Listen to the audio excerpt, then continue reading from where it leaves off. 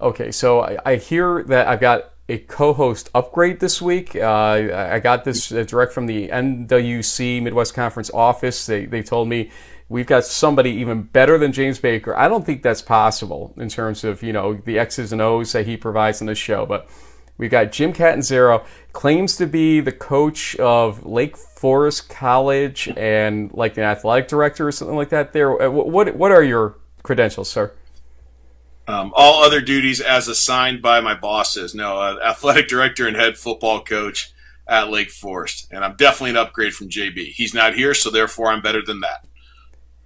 Okay, there may be truth there. I will give you that right now, but we'll see how this goes. We're going to act like we're in crunch time, and I'm going to show highlights of a game that maybe you've seen. I don't know if you saw this game or remember much of it.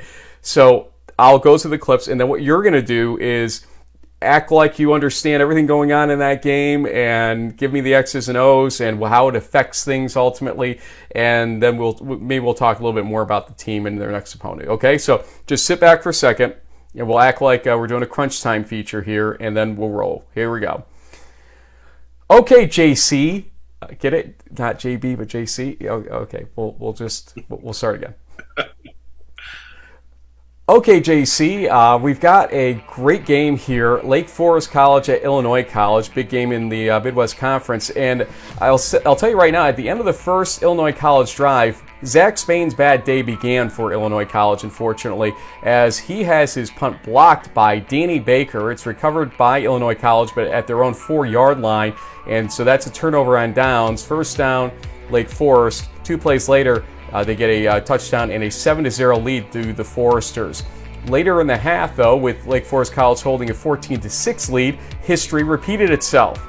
Yes, Danny Baker again on the Zach Spain punt. This time Baker lands on it at the Illinois College 18.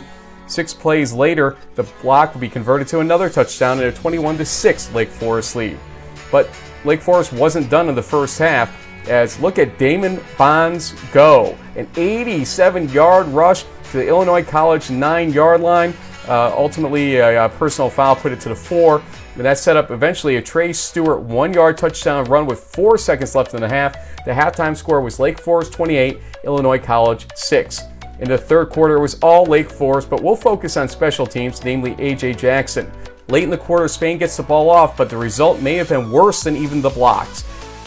Goes right, now left, still on his feet with blockers out in front. To the 40, 35, 30, he keeps moving. 20, hurdles a man, still going. What a play! Athleticism on display as Jackson goes all the way into the end zone for the touchdown. You may not see a better punt return this season. Less than 2 minutes later, another Illinois College punt and another Illinois College disaster. Jackson, he got it at the 40-yard line. He's got blockers out in front again to midfield. Oh my goodness, is he going to do it again? 30, still blockers, 20, 10, untouched into the end zone. Incredible. Absolutely incredible. I think the best part about that play was how he was able to pick that ball off the ground. It was a short hop.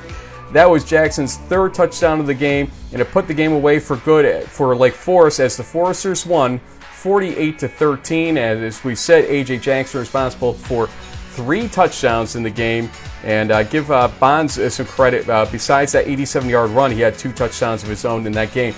JC, quite an effort by Lake Forest as they prepare for an undefeated Ripon team in Week 7. Yeah, the special teams really made it easy there for the Foresters. They got 28 points off of 22 yards of total offense, so I think that's a pretty good day. And the guy who has to call the offense, I think Coach Cat was pretty happy with only having to call a few plays to get those points. So, yeah, special teams definitely making a big difference for us on Saturday. Not bad. I think that was as concise as I've ever seen it. James Baker, eat your heart out. I mean, that's what we need on this show. Nice quick punch like that, my friend. Okay, now let's act like we're in the Week 7 preview show, okay, which will be on Friday, obviously. Maybe we'll predict the game between Lake Forest and Ripon. Now, let me set you up here, and we'll have you break down that game a little bit, okay? Both teams undefeated right now. I think 5-0, both of them. Obviously undefeated in the conference. So in a multi-way race in the Midwest Conference, this is a huge game to help solve a puzzle. We keep talking about these puzzles in all these conferences. Well, this is a multi-layered puzzle right now, too, in the Midwest Conference. Tell me how this game sets up on paper. Yeah, this is a pretty heady matchup. We actually played each other in the spring, and so this will be a repeat of that game. But I would say that the outcome may not be the same. They're a much different team. They changed their offense from the triple option last fall to a more conventional college offense, and are having a lot of success with that. And they were in their first two games of trying that out in the spring. They have a new quarterback as well as some other talented players on the team, and so they're going to be a little bit different. They've taken Cormac Madigan, who is their triple option quarterback. This past weekend, he had a 60-plus yard receiving touchdown, a 70-yard rushing touchdown as a tailback, and they're still letting him throw the football. So they've got some things for us to prepare for with their new quarterback and having Cormac still on the field with him. Defensively, they like to blitz all over the place, and we know that's coming for us, and we've just got to be ready for that. Okay, I'm going to use some of that information on Friday when I have to pick this game, most likely. But I do have to chastise you for one thing. You gave me a little inside track on Chicago earlier in the season, and they've been doing well, don't get me wrong. So then I go and pick a Chicago game and pick Chicago on Friday, and they lose. I need wins, JC, not losses, because JB has got me, I think, by about 7 games right now after last weekend's debacle for me.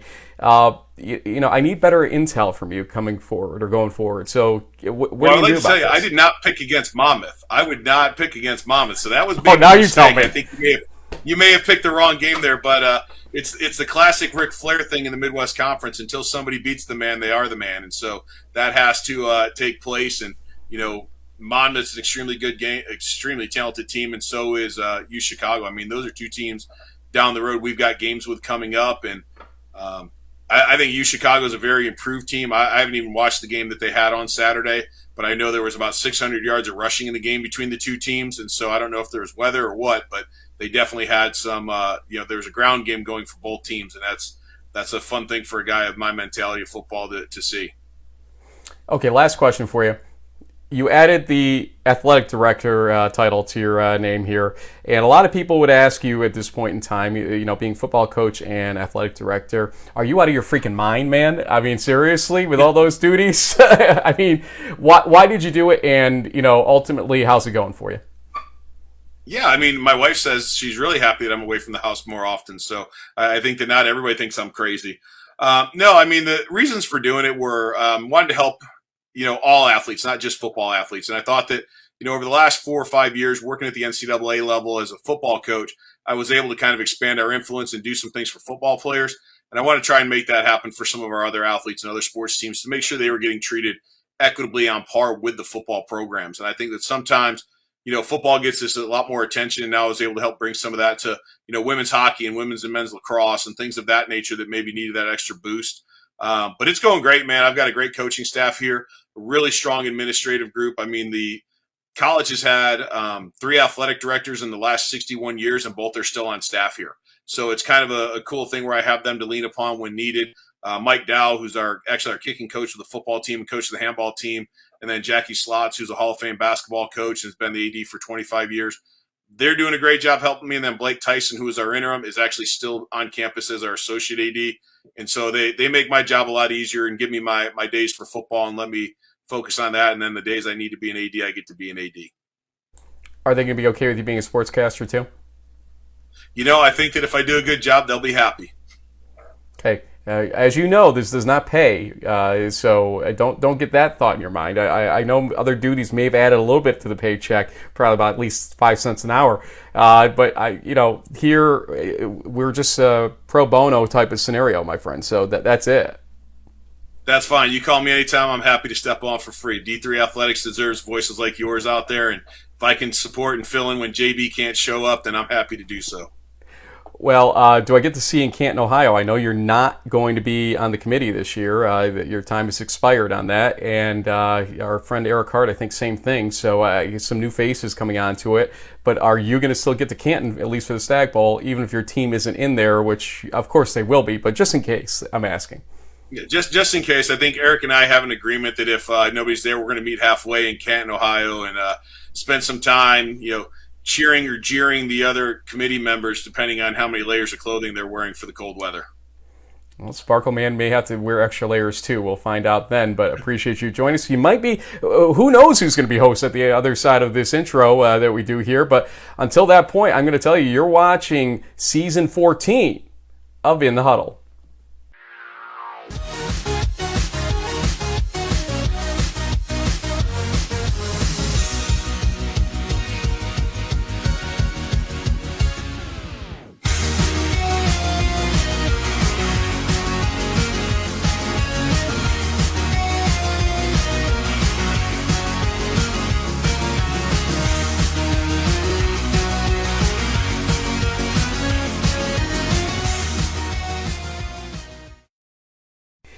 In the interest of equal time, James Baker, welcome back. What do you have to say for yourself after that cold open? Well, I think when it comes to football acumen, I can't really hold a candle to Coach Cat.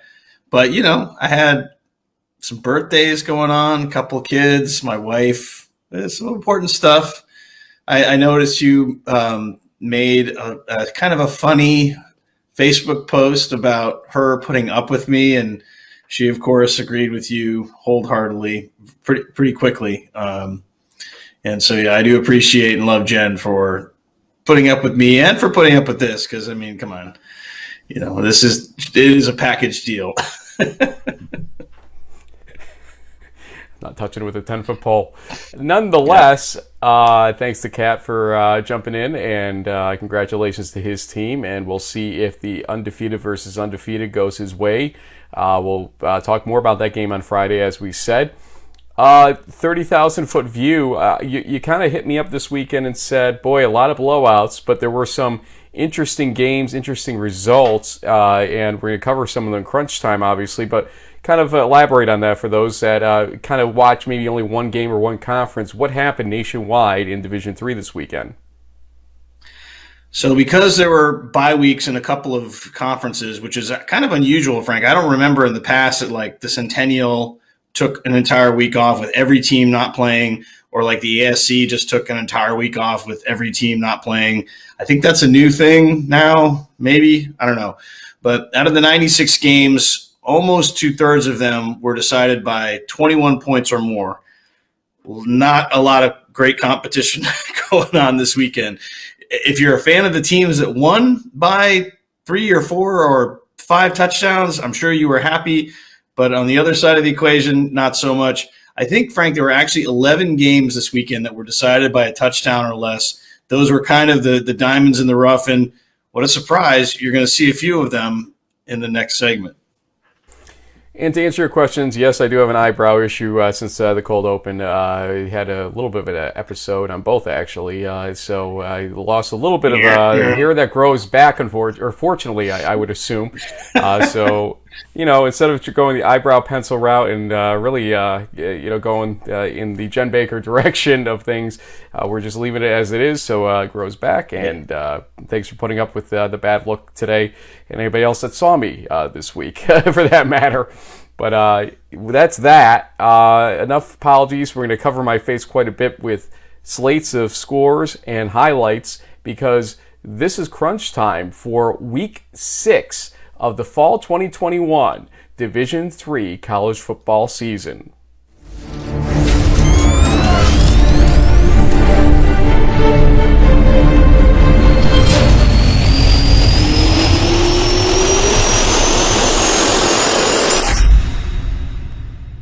We're going to start with a game I accidentally attended. More on that whole thing later after crunch time. It's Catholic at WPI, and Catholic jumped right out in this game.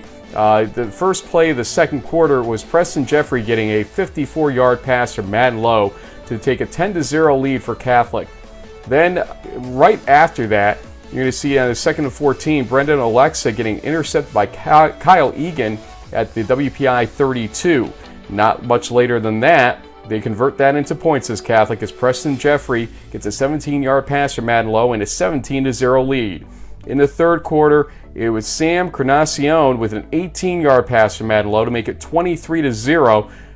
Catholic had thrown an interception before that, but the defense held, and they got the points ultimately.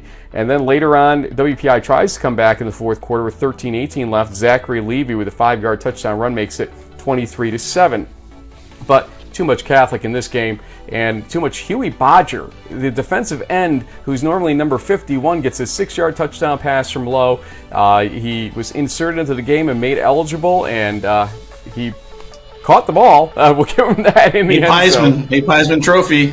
Amen. We've nominated him via Twitter at least, and that made it a final score of 30-7 Catholic. Matt Lowe, 342 yards passing, 4 touchdowns. Zach Levy for WPI, 99 yards rushing and a touchdown. But the defense of Catholic, give them credit here, 3 interceptions, 2 sacks, 5 tackles for loss. Then we go to the MAC for a couple games here. First, Wilkes at Albright. Midway through the third quarter, Albright held a 14-10 lead.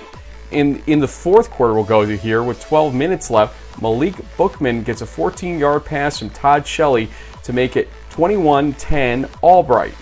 About a minute and 15 seconds later, Kamal Reed from Wilkes gets a 39-yard touchdown run, and now it's 21-17 Albright. Albright responds. Malik Bookman gets a 3-yard touchdown run, a lot of him in that fourth quarter, and caps that 11-play drive with a touchdown for a 28-17 Albright lead. But we're not done here, as Nate Whitaker gets a 22-yard pass from Jose Tabora with 3:16 left in the fourth quarter. Albright leads 28-24.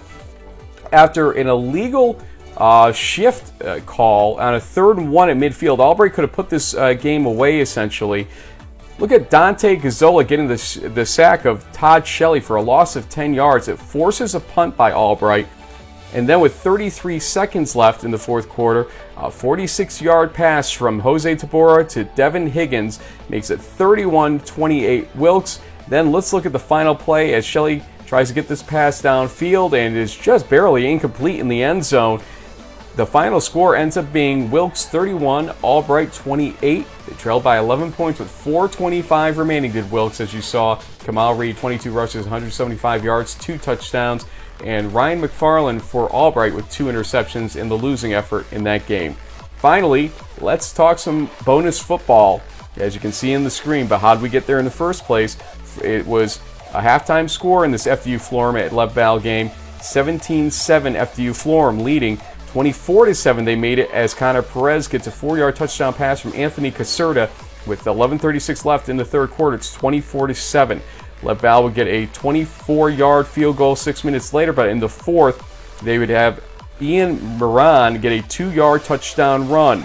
It's 24-17 FDU Florham, so that lead shrinking here, and it shrunk completely with 42 seconds left. Quickly, they're going to try to sneak it.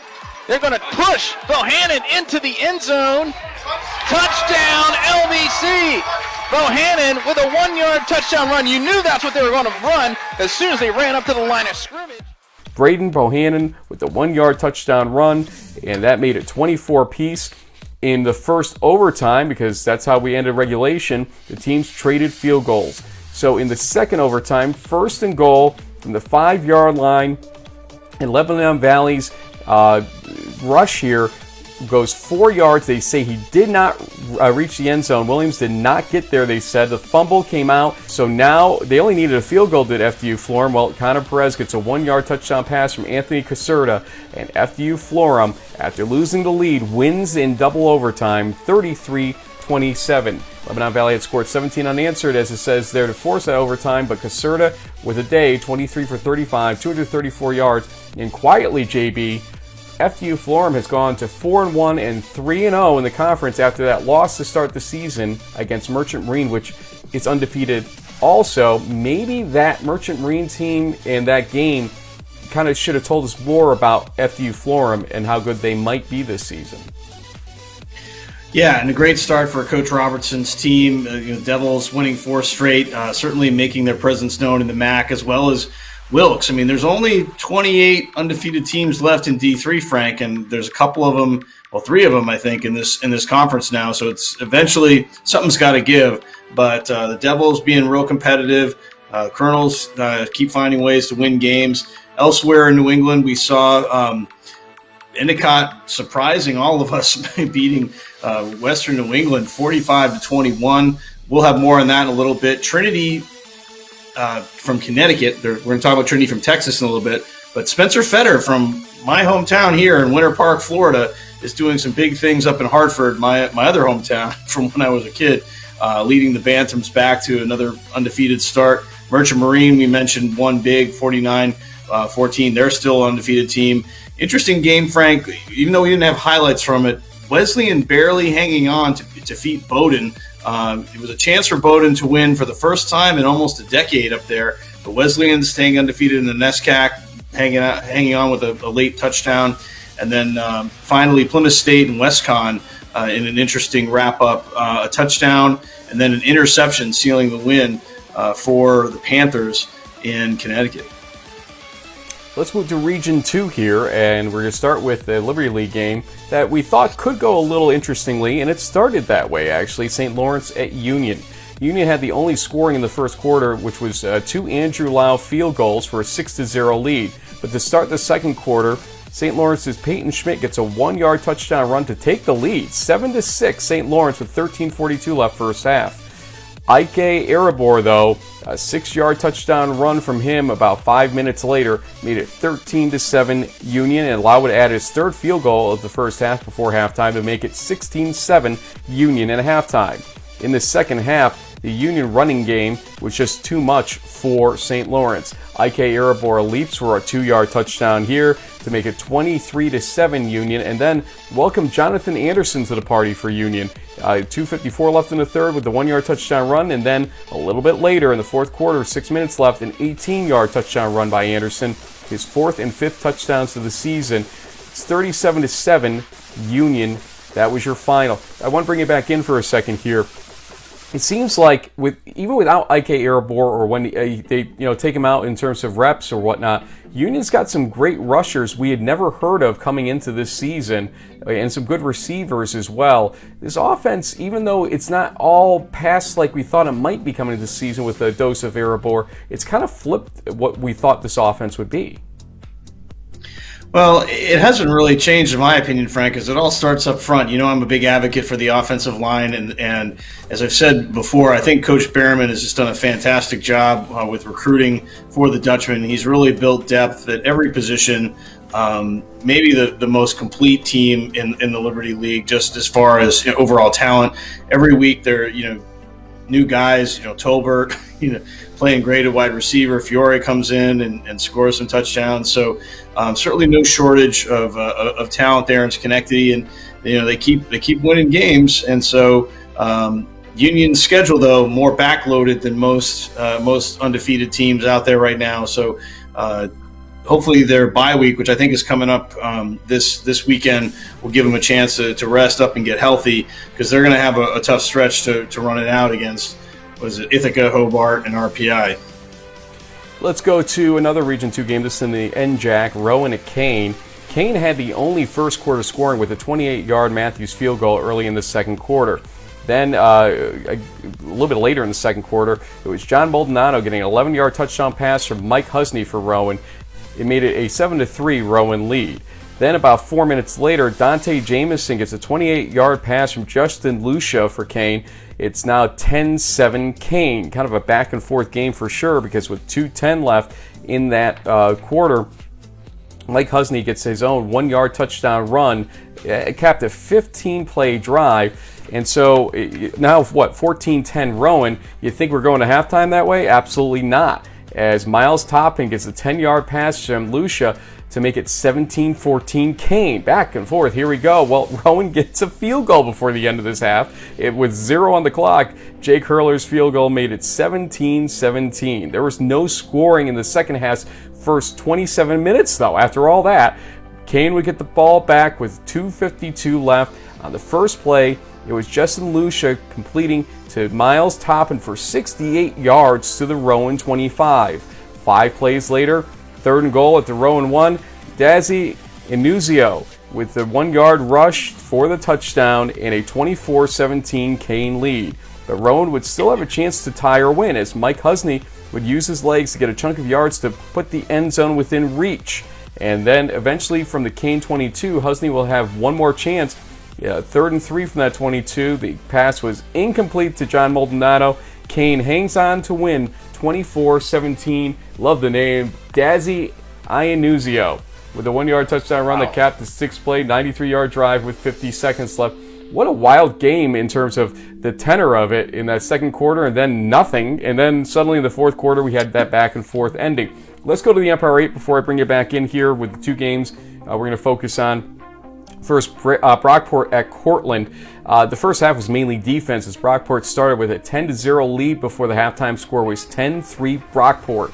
But the second half was all Red Dragons. Segala on his feet, and that ball's in the air. He's got a receiver wide open. Touchdown, Red Dragons! That's Tyshawn Veal, who ran straight up the middle of the field. And Segala met him with the football. Perfect execution. And Mark Knoll with a 32-yard interception return for touchdown. About a minute and a half later, made it 17-10 Cortland. Later in the fourth quarter, with 11 minutes left, Trevor Ash gets a 27-yard pass from Bree Segala to make it 24-10 Cortland. And guess what? Another touchdown by Cortland with 7 minutes left. Jaden Alfano St. John with the 18-yard touchdown run. I hope we're saying that last name correctly because that was a nice run and a win by Cortland, 31-10. To go from 10-3 and flipping that score basically as a 28-0 second half by Cortland. Amazing job by Cortland to turn things around in that second half. 251 total yards for Cortland. Cortland's Bree Segala, I should say, with 2 passing touchdowns. Noel, we saw the pick 6, and Jaleh Code still had 26 rushes, 80 yards, 1 touchdown. That was the only touchdown for Brockport. Hartwick at Alfred. This was a wild game, too. Alfred would start with the lead just 2 minutes into the game as Jacob Kelsey gets a 21-yard pass from Zook Smith. Love that name, too. 7-0, Alfred's lead. But Hartwick would take a big lead following the third first-half touchdown just before halftime. It was Nate Rath with a 51-yard pass from Kyle Zocoli, I believe is the correct pronunciation. 21-7 Hartwick with 19 seconds left first half, but Dustin McCaslin would kick a 35-yard field goal before halftime, so the lead was 21-10 at halftime. Alfred would make the lead 1 possession with one more McCaslin field goal midway in the third quarter. Later in the third, Alfred would tie it up as Zach Leinenbach gets a 10-yard touchdown pass. It's now 21-21. In the fourth, Alfred regains the lead with 6:30 left as McCaslin gets a 28-yard field goal to make it 24-21 Alfred. Hartwick would get the ball back with 6:30 left. Amazingly, though, this feels like that WPI situation just 1 week earlier as they bled the clock down. On the 13th play of the drive, Davian Kuhnlin gets a 3-yard gain to the Alfred 3. They try again on the 14th play, but Kuhnlin gets only 2 yards to the Alfred 1. Timeout Hartwick, 37 seconds left. On the 15th play of the drive, Kuhnlin rushes for a 1-yard loss this time. So it's 4th and goal from the 2. Initially, they put the field goal unit out on the field. Timeout. Well, they're going to run the play. They're going to go for the win here. All or nothing for Hartwick. Sokola gets the ball. Fakes. He rolls out. Throws into the end zone. It's incomplete. I never got a hand on it. Unbelievable, folks. They went for it, and they threw it into the end zone, and it was incomplete. Good defense by Alfred. And that ends the game in favor of Alfred, 24-21 over Hartwick. Kyle Zocoli, 22 for 38, 206 yards, 3 touchdowns. Gotta give kudos to McCaslin with those 3 out of 4 field goals he hit. It was huge in bringing them back and to take the lead. And Zook Smith for Alfred, 16 for 39, not great efficiency, but 205 yards, 2 touchdowns. He'll take that all day.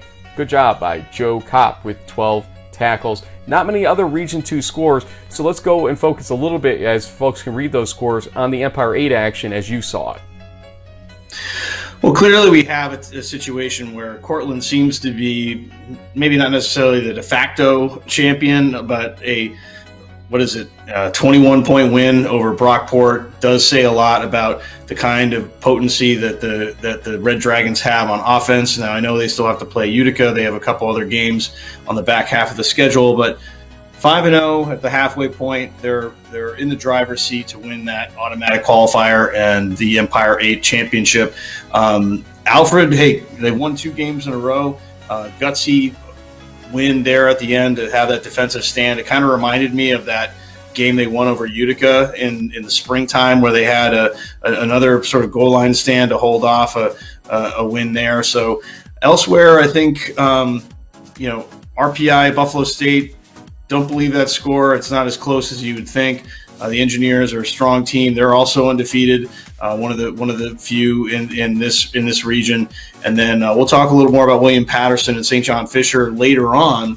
But got to give some credit to TCNJ. They played spoiler to the Montclair homecoming, Frank. It's been a tough season for our friends there with the Red Hawks, but they keep fighting, and just at some point that offense is going to have to click. But big win for the Lions, and they win the Battle of New Jersey that weekend. Yeah, Buffalo State midway through the fourth quarter was still as distant to RPI as the families were to the players as well. How's that for a bad joke?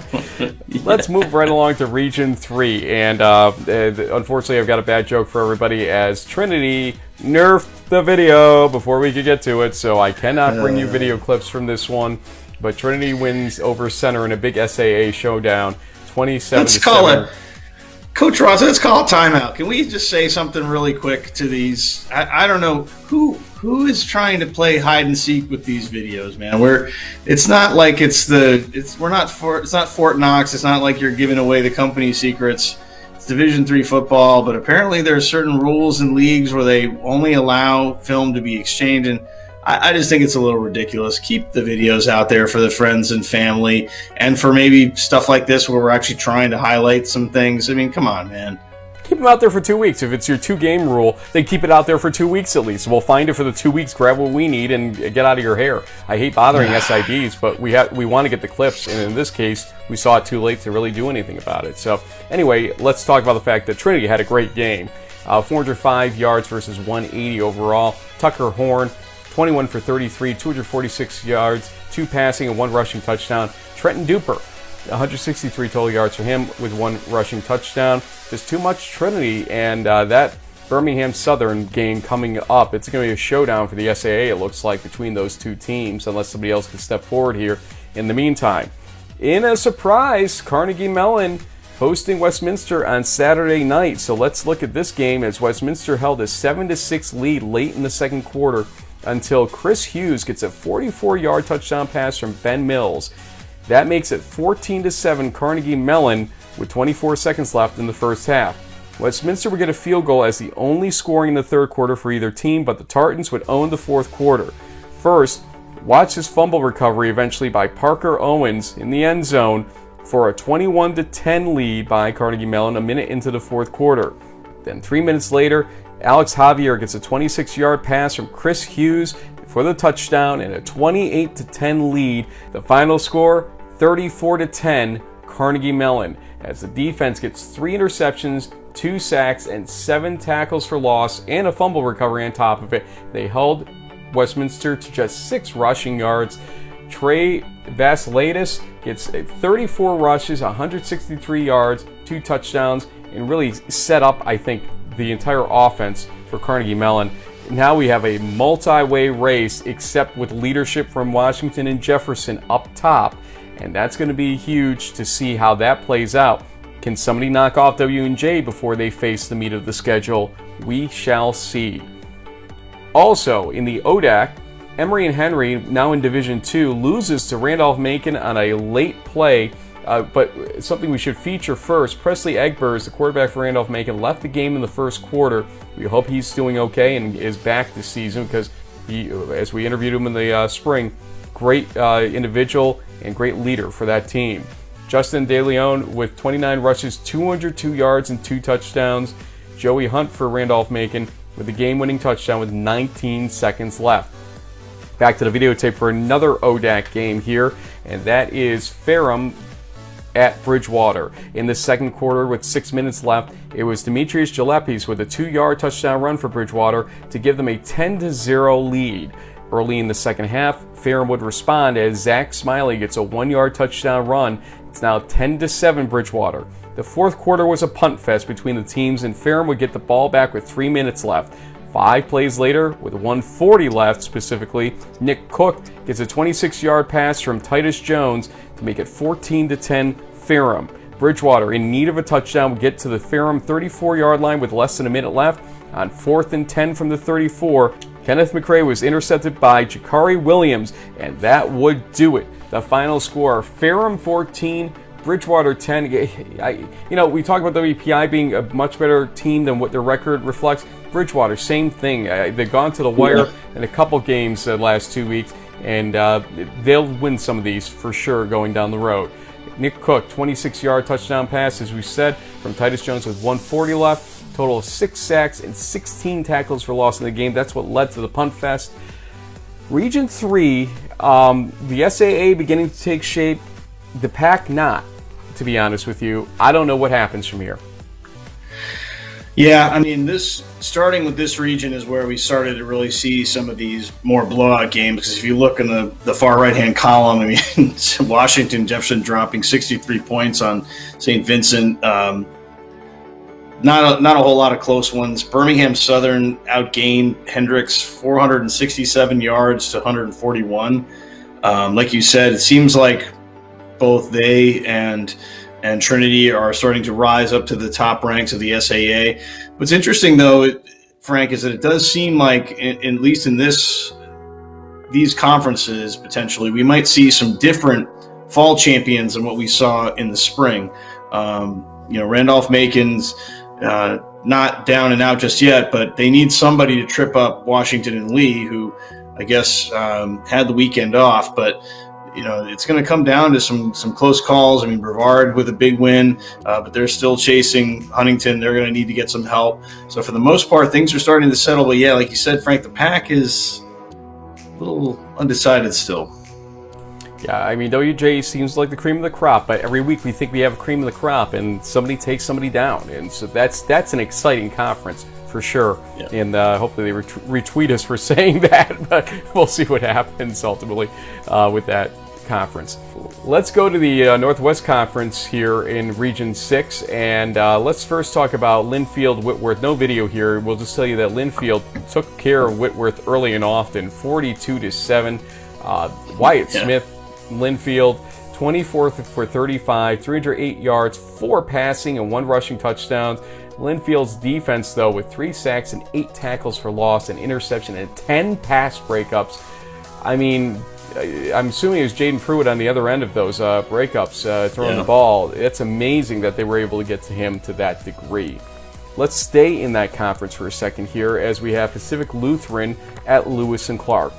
Pac Lut started the game strong, already up 21-7. Malik White gets a 19-yard touchdown run. Pac Lut up 28-7. The lead would reach 35-10 in the third quarter, so 25 points, but Lewis and Clark would turn the game around. Desmond Holton with his 84-yard kickoff return for a touchdown makes it 35-16 Pacific Lutheran. Eventually the score would reach 38-24 after another Lewis and Clark touchdown and Pacific Lutheran field goal, but Lewis and Clark would score again. This time Isaac Cordova gets a 31-yard touchdown pass from Cruz, Montana. 38-31 Pacific Lutheran, another all-name team right there. Cruz, Montana, love it. Lewis and Clark would get the ball back with 1:38 left. 2 plays later. From the Pioneers 32, snap, Montana, stunt, picked up by the Piles line, deep pass, McGee catches it, 30, breaks a tackle to the pylon. No signal. Touchdown, Lewis and Clark. Elijah McGee, a 69-yard touchdown pass from Cruz, Montana. It's 38-37. Here's the 2-point conversion attempt. They go for basically would be almost the win because there's only a minute 18 left. It is a failed rush attempt by Deontay Navarrete, and they would look at this, though. Still get the onside kick, but I'll tell you that they were unable to convert it into points. So amazing job at trying to come back in this game, down 25 at one point. They only lose by 1 point, does Lewis and Clark, 38-37. I mean, 13 points in the final 2 drives for the comeback, the 2-point play falling short, but hey, Malik White from Pacific Lutheran in the winning effort, 19 rushes, 115 yards, 2 touchdowns. One more game to tell you about, UW Oshkosh at UW La Crosse. It was a great start for Oshkosh. Late in the second quarter, they were up 14-7, and Stefan Flores gets a 36-yard touchdown pass from Kobe Berghammer for a 21-7 Oshkosh lead. Second half, though, everything turns around. Joey Stutzman gets a 12-yard touchdown run for La Crosse to make it 21-14, Oshkosh leading still. 41 seconds left third quarter. Brad Tobin with his 4-yard touchdown run makes it 21-20, Oshkosh leading. They would take the lead with La Crosse on a Ryan Birney 20-yard field goal with 6 minutes left, and then put the game away with this play. The snap, handoff is to Stutzman. He finds the right hole, and he's in for the touchdown. Look, hey, that heavy package with Yostin as an up back is pretty effective. The Joey Stutzman 1-yard touchdown run, 30-21 Oshkosh final. Joey Stutzman, 32 rushes, 156 yards, 3 touchdowns. Kobe Berghammer, 19 for 32, 204, and 1 touchdown for Oshkosh in the losing effort. But I'll tell you, the rushing game of La Crosse kind of surprised me. You and I were talking Saturday. I thought it would be kind of the receivers and the quarterback taking the lead there for La Crosse, but the run got it done in the second half. Yeah, and I was able to watch a decent amount of that game, and it was one of those things where you could slowly see the tide turning, towards La Crosse, and they just made a few plays down the stretch that helped put this one away, dominating a little bit of the line of scrimmage and time of possession, even though some people still think that's not a thing. But overall, I mean, it was still a great win, and this is a team in La Crosse that, they lost to the 6th-ranked team in Division II, I think, in Grand Valley State.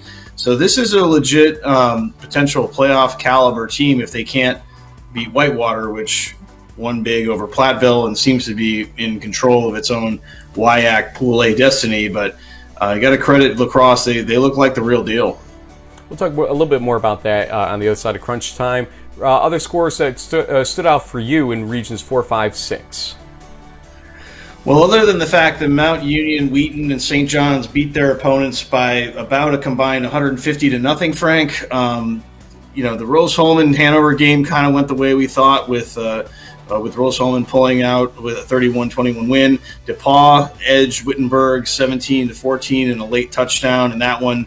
On the flip side, Chicago Monmouth, we've already heard Coach Cat sort of admonish you for making that pick and quick hits with D3Football.com. I guess we gotta talk to him maybe before we do our Friday calls. But speaking of Lake Forest, 48-13, they're an undefeated team, one of the 28 left, and looking good. Big matchup against Ripon coming up.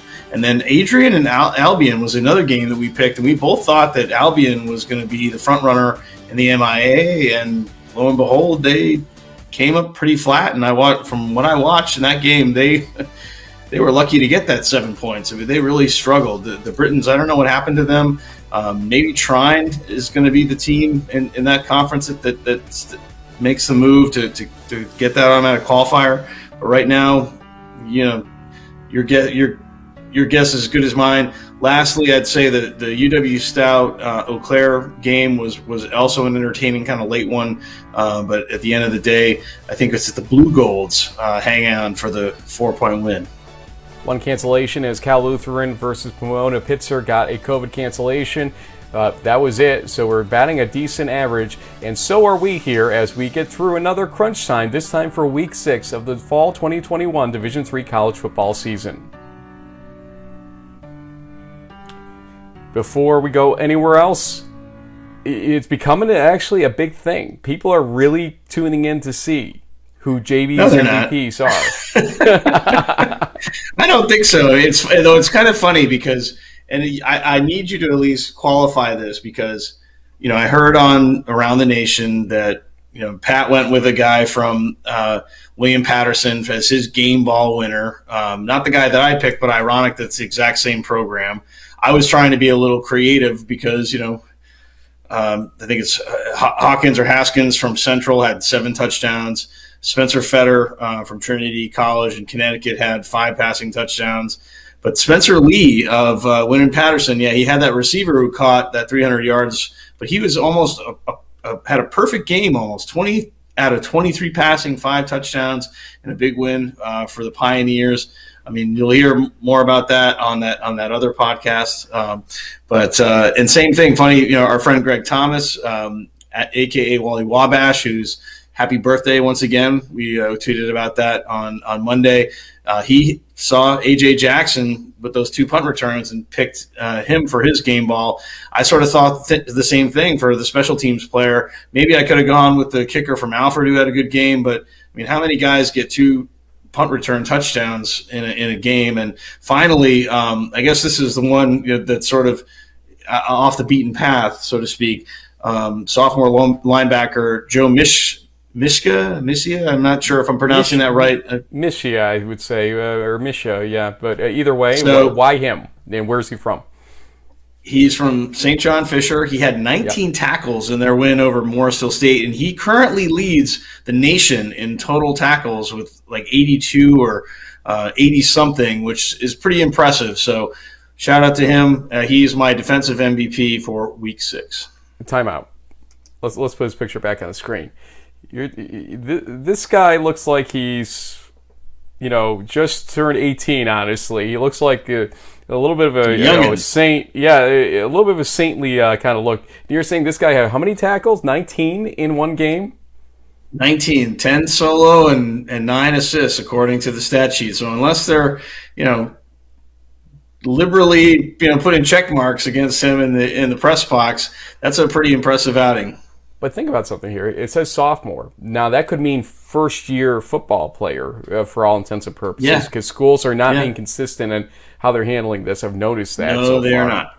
So he may be a first-year player. We'll maybe check into that. And he's getting 19 and 82 on the season so far in 6 games or 5 games, depending on what Fisher's played so far. Yeah. Yeah, I'm pretty sure he's realistically, from an eligibility perspective, he's a freshman. Whether he decides to do his full 4 years or maybe he's going to stick with the class here and he's going to graduate, with that same class that came in. Pretty impressive effort for such a young player like that, and that's partially why I had to give him that defensive MVP award this week. Really great stuff, and hey, helps Coach Voss get his 175th career win. That's a pretty big milestone. So congrats to him as well. Absolutely. Coach Vosberg, a true pioneer and leader in terms of coaching in Division III and especially the East region. Learn a lot from him, as I said on Twitter, in our well wishes to him. Yep. Let's go back to these regions in our scoreboards here as the backdrop. But first, before we do that, I should explain what happened on Saturday. No, I was not hiding from my prediction because Lord knows I've had to take it from Endicott anyway over the last couple of years. So, no, I don't hide from my predictions. In fact, I loved when Coach Catelius suggested to me that my quick hits statement about them being an upstart team versus WPI, and I predicted that WPI would get off the bad season and win that game. He said, "I hope you don't mind I used you as bulletin board material." I'm like, everybody else does. Why wouldn't you? I mean, go ahead. Yeah. What else is new? Big shocker there. How many dartboards am I the bullseye on? I wonder. That's just, I don't know. Anyway, so I literally get off and running about 10 minutes later than I wanted to from Boston around 11:40 a.m. So I'm going to be late anyway, and we all knew that. I was thinking 15 minutes late. Get in my car, hour and 15 minutes to Beverly, Massachusetts. Okay, now for those of you that don't understand how to get between Boston, which is Dorchester, so it's South Boston basically, and Beverly, there's basically 93 Route 1, and that's about all you can choose from to get up there. And 93 really is kind of off the beaten path, so it's pretty much US 1, the way things were. Okay, great. So as they start climbing and driving, Waze keeps adding, delay ahead, another delay ahead, an accident ahead. And we're looking at like 2 hours at a certain point. Yeah. So as we're doing that, I have in the background on audio the game between Endicott and Western New England. And it's 21-0 when I turn it on. Right as I turn it on, it's 21-0 at that point.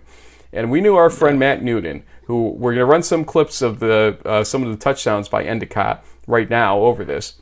Mm-hmm. And thanks to Noontime Sports, Matt Newton, for this material. We knew he was there. Yeah. And it was like, okay, foliage is a real thing in New England. We learned this the hard way this weekend because a lot of the traffic was going up to New Hampshire to look at the foliage. And that means that it would have reversed by the time I was out of that game for people coming back south. And I needed to get back to New York City. So JB and I made the executive decision, and I turned around. Never done that before, but this was one of those circumstances. And on the road toward New York, toward I-84, I was like, hey, JB, I think Catholic said WPI, right? And we see the scores a little lopsided, 17-0, I think, at that point. And I was like, you know what? How often do we get to see our friend Coach Catelius and also Coach C. Rob, Rusty Egan, the SID there? You know what? I text Rusty. He's like, where are you? Because I'm like, you mind if I come to your sideline? I'm like, I'm coming. He's like, are you vaccinated? I hate to ask you. I'm like, yeah, I'm vaccinated. Here's my umpire pass, where we call it here. Send it to him. And they had just lifted their mask mandate for the crowd. Press box still had to wear it, but on the field where I was, I didn't. And so kudos to them for reevaluating their situation. Hey, RPI. Take a hint. So a national engineering school that is very scientific and understands science, engineering, so on. They don't require masks if you're outside.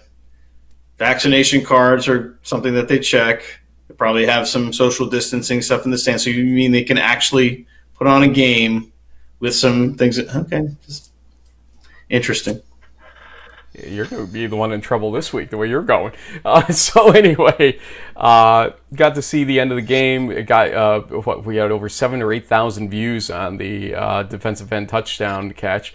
Thanks to Reddit CFB for posting that one up, retweeting it. And good to see. We got the interviews afterward. So go to Twitter if you haven't seen those from the Catholic game. And I'm sorry to Endicott that we were not able to cover you the way we wanted to, but you won the game in a way that tells me this won't be my last opportunity to come see you play football. That's meaningful football. I see it because the CCC is a bit confusing right now. Not so confusing insofar as Endicott winning the game is important to the equation, but you look at the Hassan Curry score, 21-14. Curry has not looked good this season. So Hassan winning by only 7 points is a little bit disconcerting for a team that a lot of people thought was going to be somebody that could step in the way of Salve Regina and Western New England and Endicott. I'm not so sure that's the case right now. Yeah, I don't think so. I mean, I think at the end of the day there was going to be a bit of a triumvirate. It was either going to be Salve, Western New England, or Endicott. And now, after the last couple of weeks, it really does seem that Endicott is the team to beat. So unless something changes, we'll have to wait and see. But so far, it seems like the CCC runs through Beverly. Yeah, I'm trying to see here real quick. You didn't buy me enough time to do it without looking smart as I did it. When the Endicott Salve game is, so I'm going to run down here and see. It is on October 23rd, so in 2 weekends. Couple weeks. Week 8 it will be at noontime, and that's a big game. It's at Salve Regina at noontime. Interesting possibilities there on that game. In terms of attendance. The MAC, Wilkes at 5-0, 3-0. FDU Florham at 4-1, 3-0. Del Val. Okay, so we'll talk about Del Val in a second here, a little bit more. But if you're sticking to Region 1 for some reasons, they had some great football. And they also have some of the best horse races going on right now for conference titles. And you can't, I guess, give just everything to Del Val in this one. Now, Wilkes has not played a quality schedule. I think everybody admits that fact. But right now, they look decent. FDU Florham is going through some teams right now that I didn't think they could beat, and they're beating them. So, does it mean they beat Del Val? Okay, the odds are against it, but Del Val's got some competition. You talk about Union's backloaded schedule. Del Val's got a little bit of backload going on, too, based on the teams that they have not faced yet in the MAC. Yeah, I mean, even including Widener, who I know got tripped up in week 5, but they're back on the winning side of the ledger. They're still, I think, a 5-1 team, and so I mean, as much as it seems easy to just go ahead and crown the Aggies because that's what you typically do, they might have a tougher time getting out of this schedule with an undefeated record than we think. So Del Val, we're not going to run the video because we didn't get permission to do so, and it would take a lot of bleeping, to be honest with you, to even run it. But there is a video on Instagram, and I will get you the, if folks want to go watch it, which I know there's probably interest to do so when we, bring something like this up.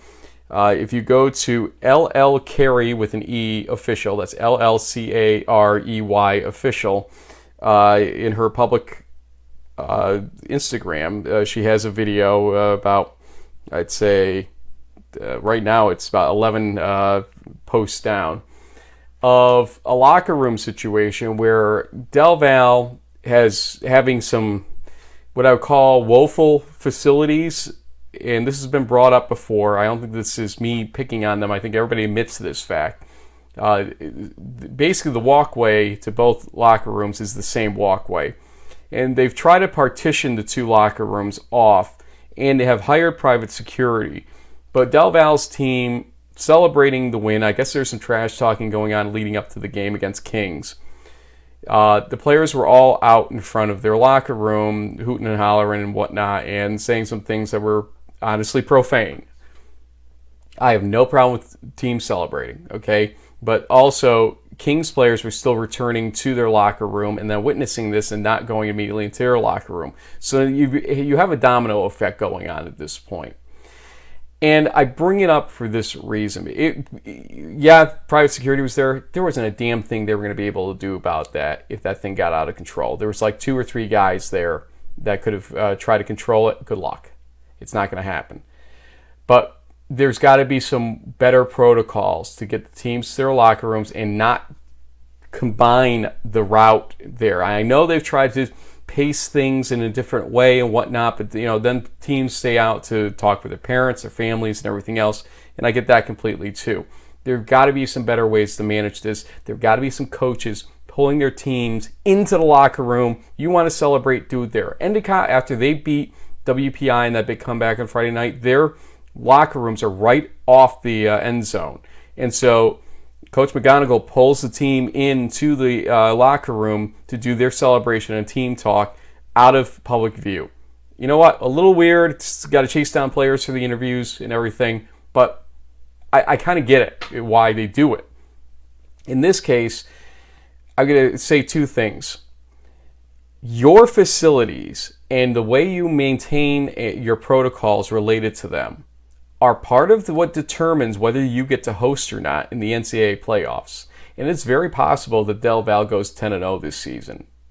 And this has been an issue before in discussions. We think that maybe one game may have gotten tilted toward the other school in a close call because hosting rights they felt were better to the other school. I'm not going to name names of teams or whatnot. We had heard this as a conjecture thing a couple of years ago. But something like this is real, what happened on Saturday. It was an ugly look for the school. And for the players, you got to understand, this is 2021. There are cameras everywhere outside. And the person that posted this is a fan of yours, okay? They thought this was funny, I guess, or something exciting what was going on. It actually made you all look like something you don't want to look like. It's not the look you want. And you're better than that. I know you are, because we've covered your team how many years here, have had a great relationship with you. we're not trying to bring negative attention to your team and your school. What we're trying to say is you are better than this, and there are better ways to manage this situation. And if you feel like you have a reputation as a school and as a team, do things to get that reputation to disappear. Don't feed into it. It doesn't need to happen. What are your thoughts? Yeah, I mean, I can't really add much more to that other than, for a team that wants to become, or maybe still is, the beast of the East, so to speak. I mean, I don't think I ever heard or saw Wesley College do anything like that after a game.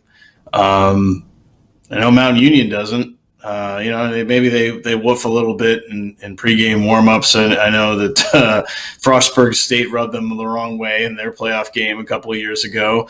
But for the most part, yeah, I mean, if you want to become a top tier program, you have to both win and lose with class. And so I know you were there when Brockport kicked that field goal, and it was a heartbreaking loss for the Aggies.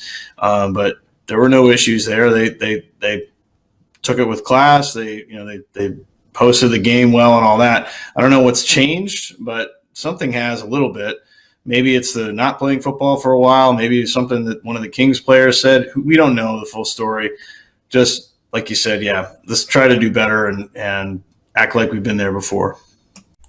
And any other team that's out there listening or watching this, hosting rights matter. Let's move to Region 2 as I say this. Okay, Buffalo State RPI game we said was not as close as it seemed. And RPI could very well go 10-0 this season, or 9-0 or 9-1 rather this season. And at 9-1 or 10-0, you could host. And guess what? Attendance matters in the hosting equation. Okay? Now, there may be waivers granted to schools for COVID reasons. We have not seen them. I have a call into the NCAA about this. We have not heard back yet. We'll, update on Twitter when we find something out. But as of right now, RPI's stance, if it continued into the playoffs, would probably lose them hosting ability. And absolutely. After your team puts together a season like that, if that were to happen, would you really feel comfortable after all this bull crap that we've been talking about in this decision-making process, taking that away from them, taking away their home game because you can't get your head out of your butts enough to understand what the reality of outdoor events is? Really? Okay, so RPI having a tremendous season. Coach Isernia, one of your best jobs in your career, hands down. Absolutely. Okay? Yeah. This team should not be undefeated based on all the things that we've brought up. Okay, along the way, you've obviously got a great team, great players. George Marinopoulos is a great leader, and your defensive captains and everything. Okay, great talent. But what you faced coming into this season would knock a lot of teams down for a couple of games right off the bat. Didn't happen, and you're trugging along here. And yeah, you've got a little bit of a backloaded schedule too, but it'll start to take shape, as we know, coming very soon. The Liberty League, kind of a dry week in a lot of ways. The NJAC, Salisbury's basically still until we're told otherwise. Cortland and the Empire 8, pretty much that's that. Centennial Conference, we'll talk a lot more about that on Friday.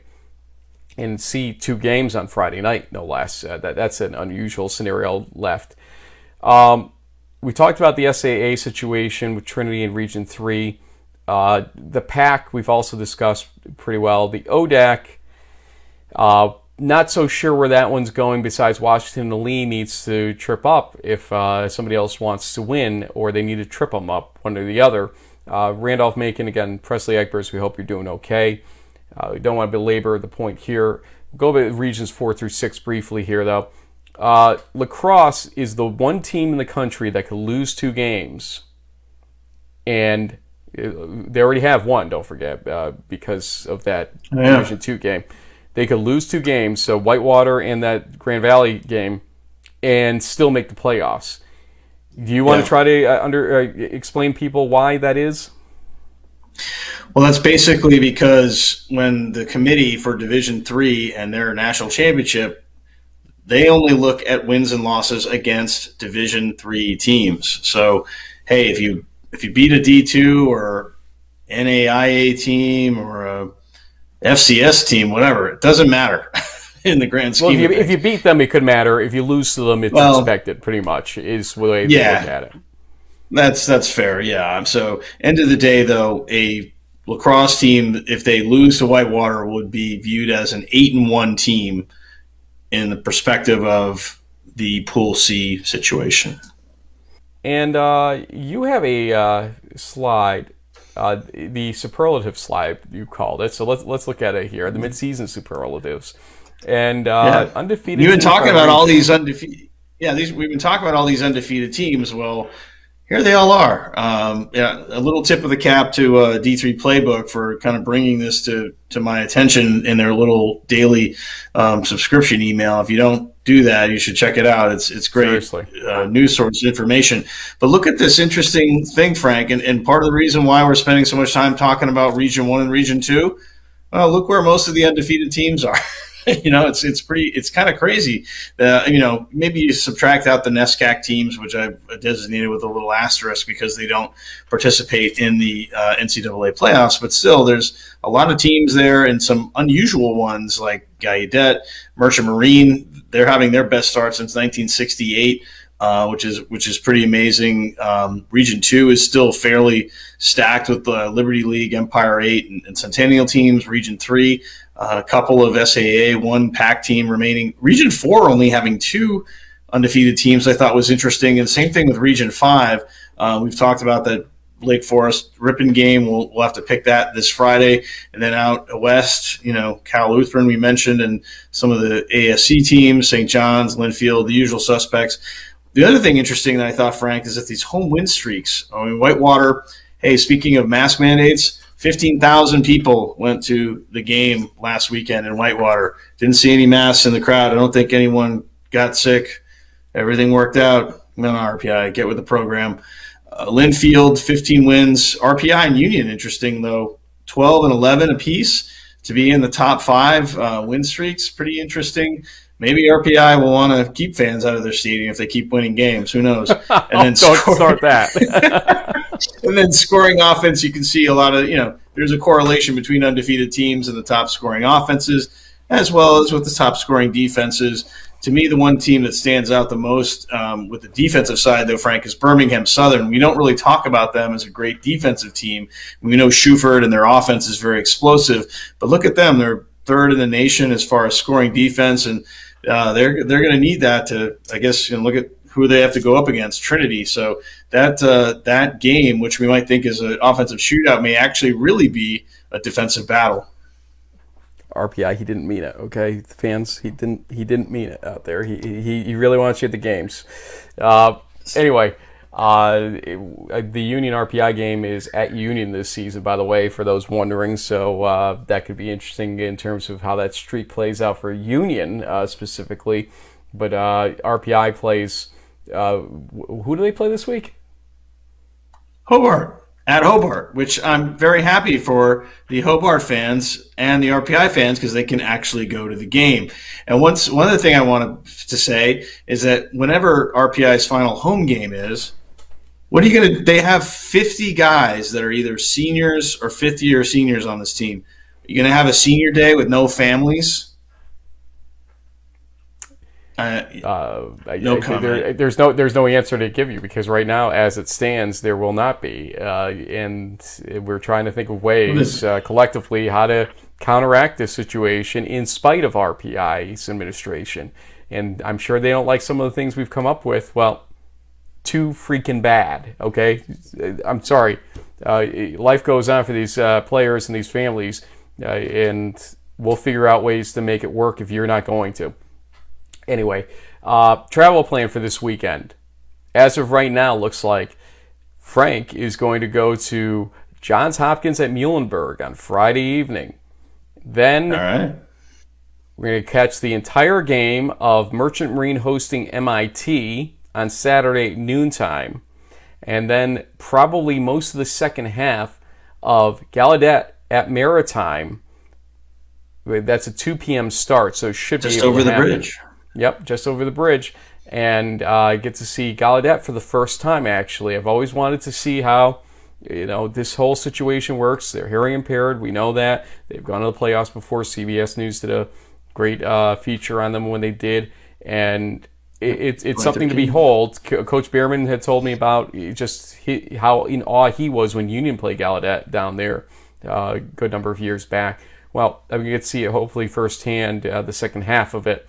And if there are interviews to be done, we will do them. I believe they come with sign language interpreters, or at least the coaching staff, I think in most cases are proficient, and we'll be reaching out to the school to make sure that we are doing it right there.